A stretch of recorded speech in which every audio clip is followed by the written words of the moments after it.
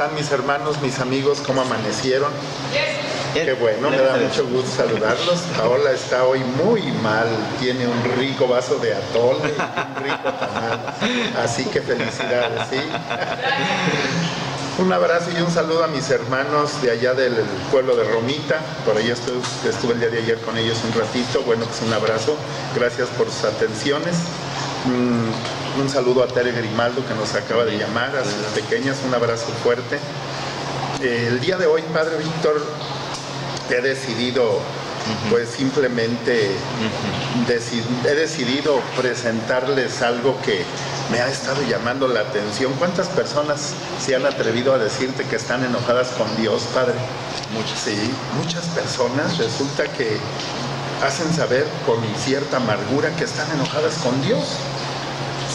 Bueno, pues en nuestros días, fíjense qué curioso, es frecuente encontrar personas demasiado enojadas con Dios. Y el motivo concreto, bueno, pues puede ser muy variado. Tú que nos escuchas esta mañana, ¿te has enojado con Dios? ¿Estás enojado o enojada con Dios? ¿Verdad que a veces dan ganas de reclamarle a Dios? Tuve un extraordinario amigo, igual que el Padre Víctor, el Padre Fernando Camacho, por ahí en Santa Tere hace algunos años. Y él me ayudó en mis primeros pasos y después me hizo favor de regalarme un libro hermoso que escribió que se llama Grítale a Dios. Y en su libro él decía, bueno, pues hay ocasiones donde el ser humano, en su desconocimiento de quién, cómo y qué hace Dios, se enoja con él. Dice, y en esa ignorancia de fe, a veces el ser humano se atreve a gritarle a Dios, pero a veces le grita sin estar enojado, sino le grita pidiéndole auxilio, ayuda en su desesperación. Decía él, pero hay personas que pasan de la desesperación del pedir ayuda en Dios a enojarse con Dios por todo, por cualquier cosa. Y el motivo, les decía, los motivos pueden ser muchos y muy variados. Bueno, pues alguno, pues porque se ha muerto un ser querido, que es de lo que más me encuentro, Padre Víctor. ¿Cuántas personas llegan llorando? Estoy enojada con Dios porque se llevó a mi mamá, a mi papá, a mi hijo, a mi hermano. Cuando se tiene una enfermedad, se enoja uno con Dios. Cuando nuestras finanzas, cuando la economía ha tocado fondo, está uno bien enojado con Dios. Cuando no se tiene el trabajo que uno desearía tener, se enoja con Dios. En fin, les digo, son muchas y variadas las razones por las cuales llega uno a enojarse con Dios.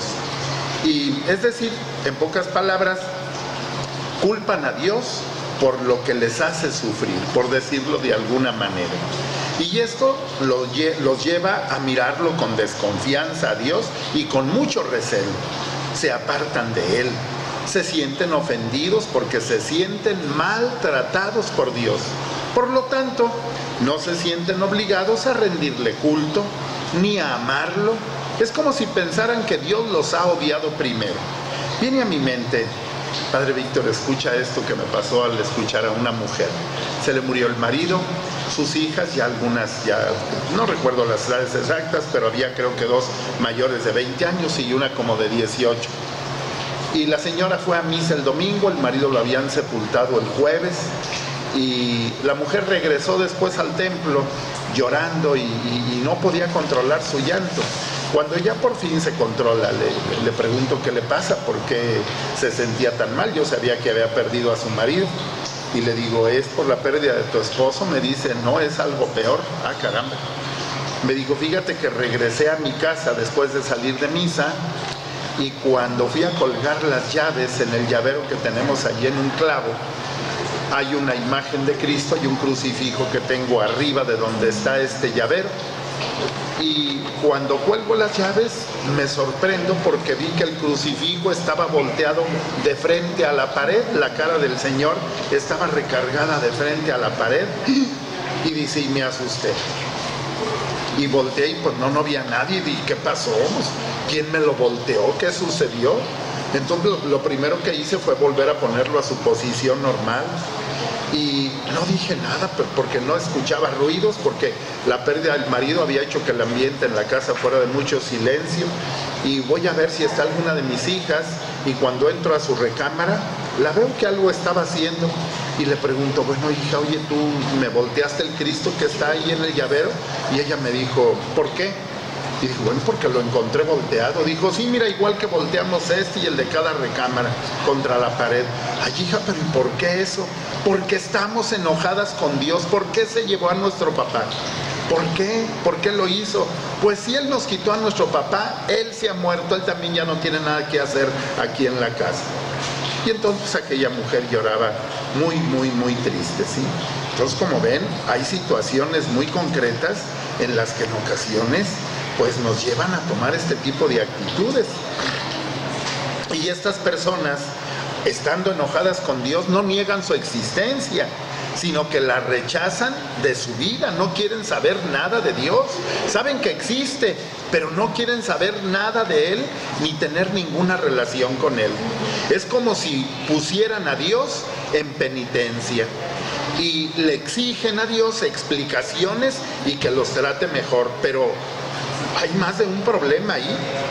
Con esta actitud inmadura, caprichosa, se perjudican a sí mismos.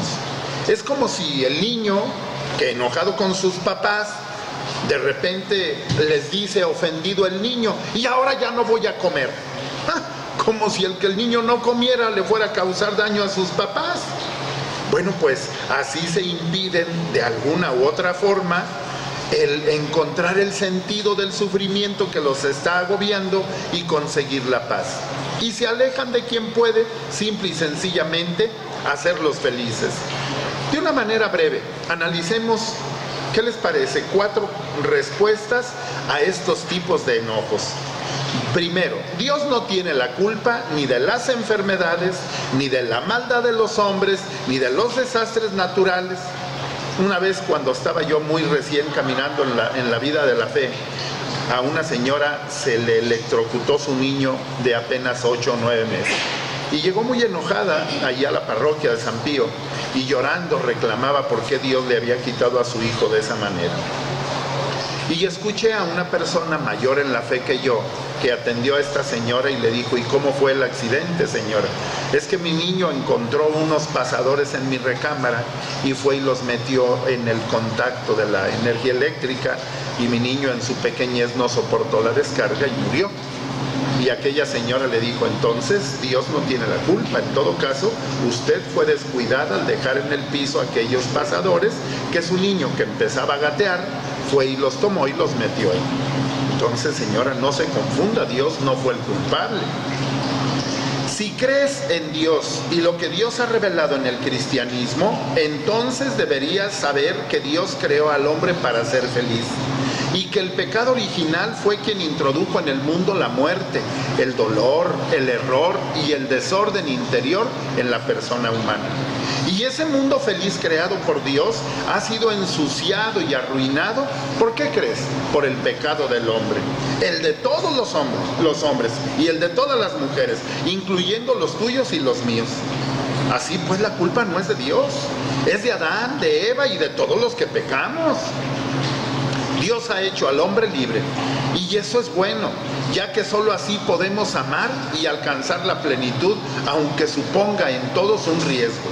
Por lo tanto, el mal uso que nosotros los seres humanos hagamos de nuestra libertad no es culpa de Dios. Segunda respuesta a quienes están enojados con Dios. Dios no es ajeno a nuestro dolor. Él quiso asumir el sufrimiento. Lejos de desentenderse de los hombres, después de su pecado, Dios se propuso reparar los pecados del hombre. Para eso asumió Él la enfermedad y asumió el pecado. Jesús asumió el pecado del hombre.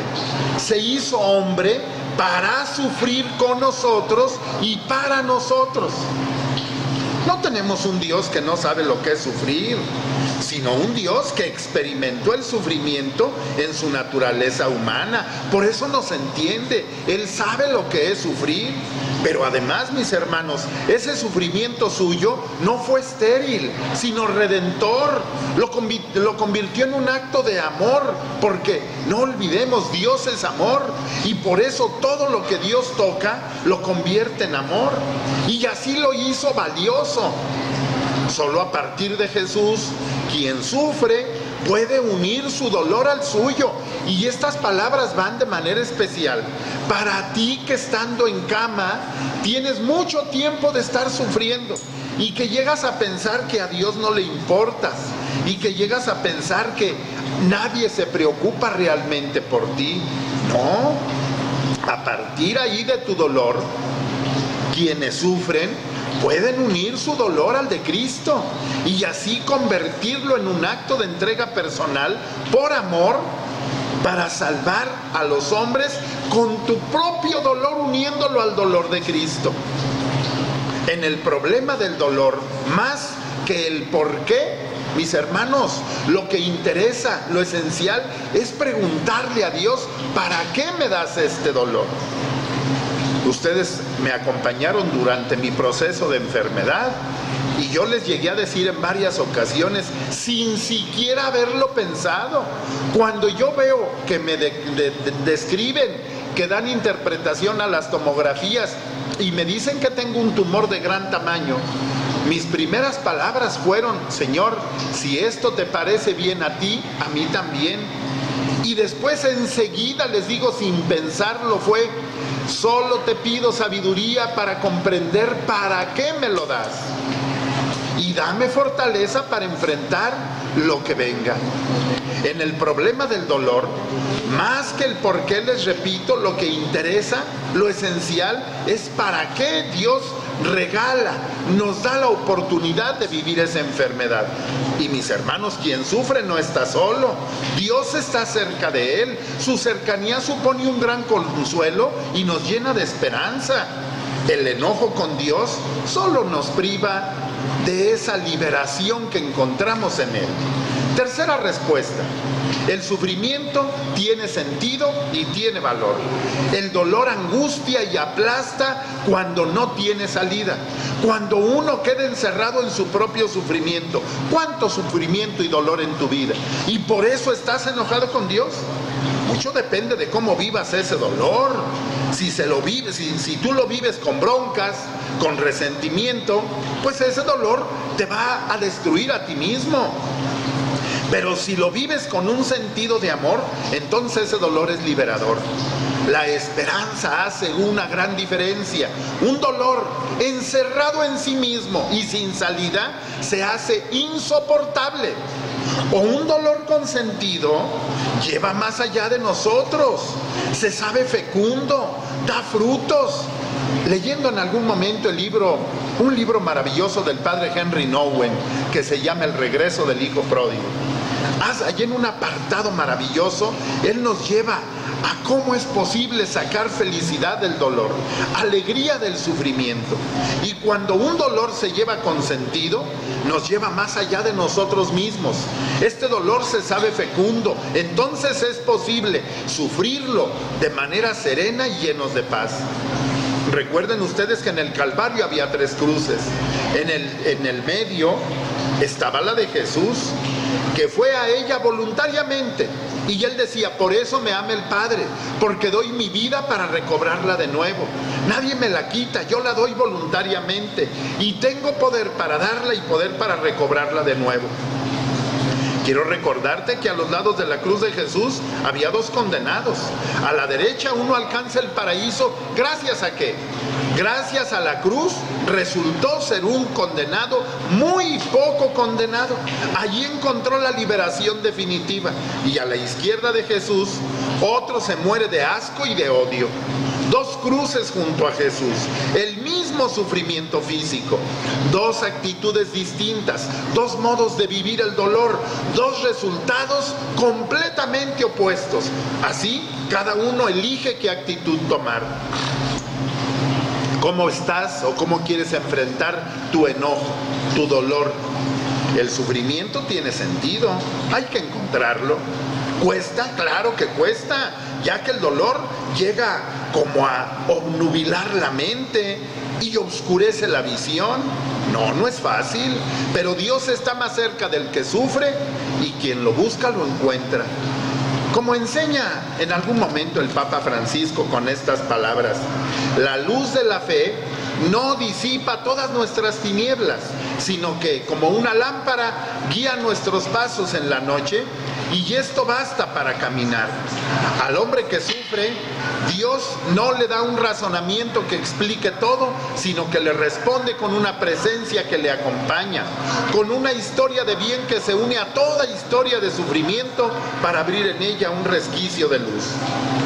En Cristo, Dios mismo ha querido compartir con nosotros este camino y ofrecernos su mirada para darnos luz. Y la última respuesta a quienes están enojados con Dios. Enojarse con Dios no solo carece de sentido, sino que es muy contraproducente. Solo en Dios podemos encontrar la felicidad, de manera que enojarse con Dios es enojarse con la fuente de nuestra propia felicidad. Y esto no parece una cosa muy inteligente que hagan los que se enojan con Dios. Es entendible que una persona, que tú, que sufres un shock y que sientas una gran rebeldía, pero deberías calmarte, serenarte, tranquilizarte y procurar manejar razonablemente esa rebeldía. ¿Cómo superar estos enojos?